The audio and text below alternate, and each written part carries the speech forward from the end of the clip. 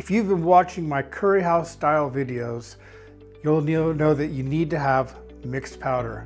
Mixed powder is what you want to use anyway. You could use Madras curry powder, but if you could just make this up, it takes you a couple minutes.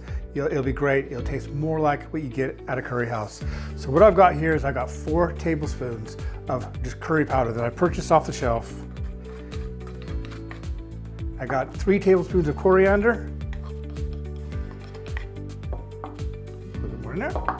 3 tablespoons of ground cumin. Get these out of the way. See how easy this is? 3 tablespoons of ground turmeric. So there's really no excuse.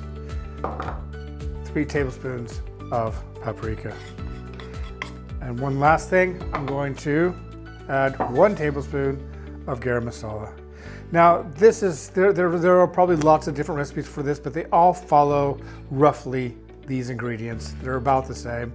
And this will get you something that is very similar to what would actually be used at curry houses rather than just using Madras curry powder.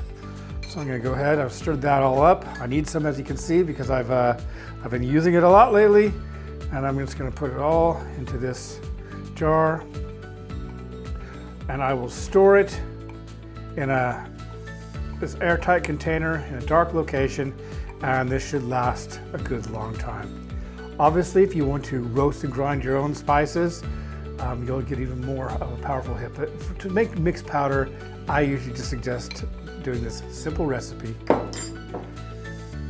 It'll last just fine. It'll taste fantastic. And it's just mixed powder. It's easy. Make it.